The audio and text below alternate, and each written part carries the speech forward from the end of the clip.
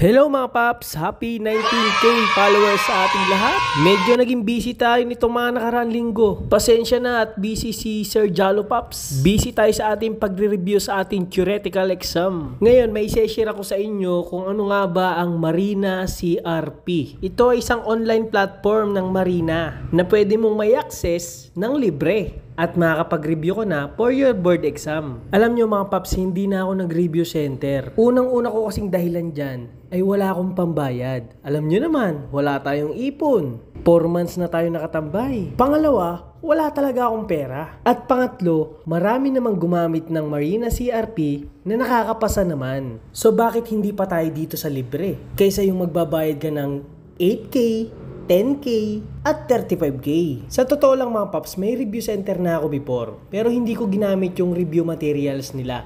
Nag-focus ako dito sa Marina CRP. So ayusin mo ang desisyon mo kung libre ba or gagastos ka. Be practical na tayo mga paps. Pero hindi ko sinabing hindi ka mag-review center. Desisyon mo na yan. Ang mahal na mga bilihin ngayon. Pero kung madami kang pera at kabababa mo lang, deserve ng review center yung ipon mo. Pero ang gusto ko lang iparating sa'yo, kung magre-review center ka or kung gagamit ka ng Marina CRP, papasa ka. Basta mag-focus ka lang during review at iwasan mo muna yung ibang activities. At syempre, samahan mo ng dasal kahit hindi ka naman talaga madasalin. Ang nangyari sa akin mga paps, hindi ako nag-review center. Kaya yung pera na dapat ibabayad ko sa review center ay ipambabayad ko na lang para sa practical assessment. Ang mahal mga paps. Para sa kaalaman ng lahat, kung ikaw ay isang seaman at nangangarap kang maging opisyal balang araw, kailangan mong kumuha ng theoretical exam. Dalawa po ang board exam ng seaman,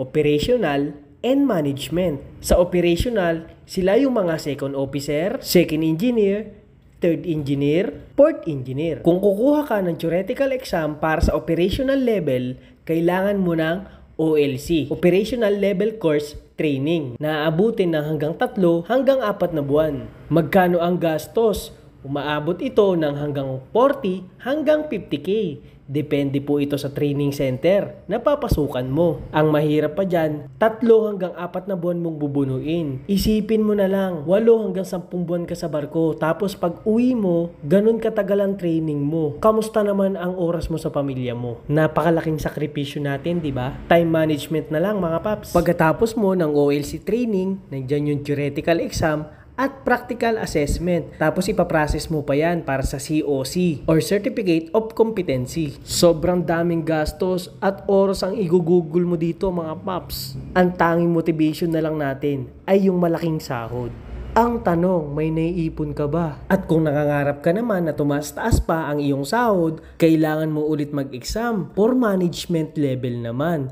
Sila yung mga first engineer, chief mate, chief engineer, at kapitan. Kung sa operational level ay may OLC, sa management naman ay may MLC, Management Level Course. Tumatagal din ito ng hanggang 3 hanggang 4 na buwan at gagastos ka rito na mahigit 50 to 70K.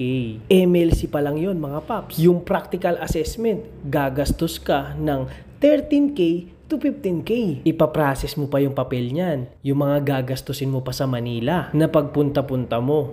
Kaya mga paps, hanggat maaari, kung gusto mong maging opisyal balang araw, paghandaan mo ito. Make sure na may pambayad ka sa trainings, documents, at pang-exam mo. Ang tip ko lang sa inyo mga paps, hanggat maaari, pagbaba nyo ng barko, konti-konti nyo nang kuhanin yung OLC or MLC training para hindi na kayo mabigatan at hindi kayo matagalan sa training pagbaba nyo ng barko. Lagi natin tandaan, tumaas man ang ating posisyon, ito ay may katumbas na malaking responsibilidad na kailangang gampanan, hindi yung gagamitin natin para pahirapan yung mga nasa ibaba. Power tripping, kumbaga.